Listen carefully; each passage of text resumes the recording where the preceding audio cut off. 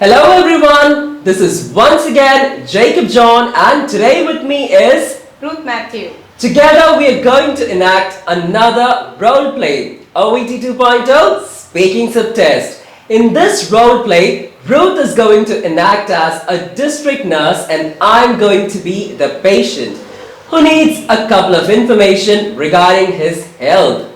So why wait? Let us see how this role play is gonna get over. Good morning. Good morning. Is this Jacob's residence? Well, yes, this is Jacob's residence and I'm Jacob.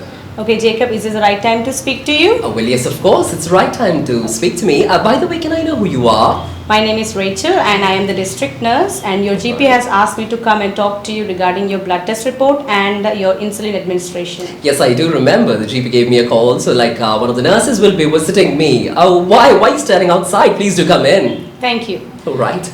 So Jacob, last week you did your blood test and the report showed that slightly elevated level of blood glucose in your blood. So the GP has suggested to switch to insulin injections.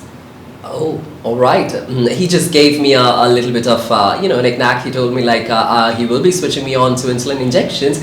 But nurse, I want to tell you something. I'm actually managing my diabetes, which I'm having for quite a long time, with diet as well as a couple of lifestyle modifications. You know, my life ways, exercises and everything. So I don't think that I should be switching on to injection. So Jacob, as you mentioned that you're managing well with your diet and lifestyle, can I know more about the diet? Oh, well, yes, of course. I do prefer eating healthy. In my warm beverages, sometimes I take green tea and herbal tea at times. And yes, I do drink a lot of fruits and vegetable juices. I do eat them raw sometimes or steamed or poached at times. But lifestyle modification in the sense I prefer walking or taking a stroll in the evening or maybe in the morning. And as you can see, there's a treadmill in my house. So sometimes I do walk on the treadmill just in case if I don't get time to take a walk outside. What about your medications, Jacob? Well, exactly. I would like to be really honest with you. I'm not that much of a medication compliant. I know it's my fault, I know that, but sometimes when I feel as if my blood sugar is getting high, the doctor told me I'll be profusely sweating, sometimes I might be having a dizziness, I might be feeling very thirsty, or my hands will be a little bit shivering. Another time I just take my medications and I'm a little bit stressed with my work. Okay. So yes, I do forget in between. Do you have any social habits of drinking or smoking? Well, yeah, of course. I'm not a regular person who consumes alcohol or smokes cigarettes or joints, but yes, pertaining to the weather, if the climate or if the weather makes me feel so, yes, I would never say no. Okay. All right. So Jacob, thank you so much for answering all of my questions. Always. I do really appreciate that. Thank you so much. But because of your blood test report, Yes. the doctor has completely said that you have to switch to insulin injections. Nurse, Okay. this part is really tough for me Okay, because I'm really anxious about poking myself with a needle, so I don't want to do that. But First, I will tell you what exactly is insulin. I would love to hear it. Insulin is a hormone that is produced by the organ called pancreas, which helps to control the glucose level in your blood. Okay, and in your condition, Jacob, the pancreas is not producing enough insulin to help to control the blood glucose level. So that is why we are suggesting to switch to insulin injections. But what you mean to say is there's something dangerous about it? One of my organs are not working? That's what you would say? No, definitely not. Organs is working perfectly. Right. But even though you're taking medication, sometimes if pancreas is not producing enough insulin, it won't help. Medications won't help. And insulin is a potent and very efficient treatment and does not have any side effects when compared to oral medications. So that is why I'm telling you to switch to insulin injections. All right, nurse, I can totally understand your concern that you want me to be healthy. But there's one thing, I cannot imagine, poking myself with a needle. Is there any other alternatives? You can increase the dose of medication orally that I'm taking or not?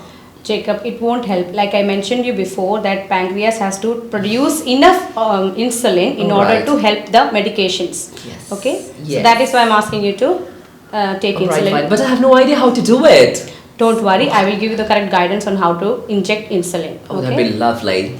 So there are basically two ways to administer insulin, and one is a pen form and the other one is injection and insulin vials. Okay, and your GP has suggested to go with injection and insulin vials. Oh, Okay. I see. So Jacob, one thing that you have to keep in your mind is about the insulin vials. You have to keep the vials in the refrigerator, and 5 minutes or 10 minutes prior to the administration, take it out and let it come to the room temperature. Okay. All right. And then draw the prescribed amount of insulin into the syringe. Okay. All right. And apply always before administering the injection. I want you to clean the site area, and there are basically 3 sites where you can administer the insulin.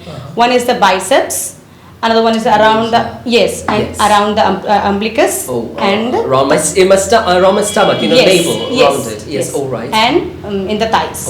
My thighs. Okay.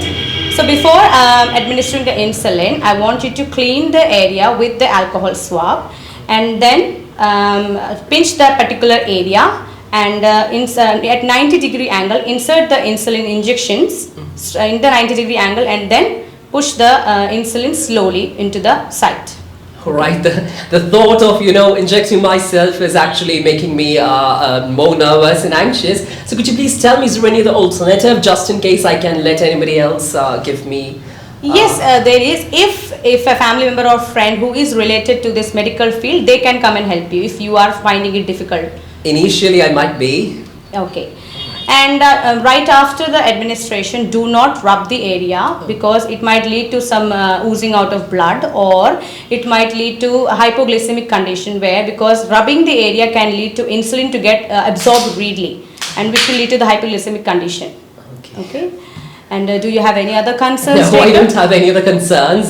Your explanation was pretty satisfactory to me. Anyhow, thank you so much, nurse, for explaining each and every aspect of how to administer an insulin all by myself. And I'm really grateful to my GP for letting you come in and just explain it to me. Okay, Jacob. And there is one more thing. Like after 4 weeks, you can come to the clinic and do a blood test in order to see the glucose level in your blood. Okay, Jacob? All right, definitely. Thank you so much, Jacob. Thank you so much, nurse. Thank you so much for cooperating with us.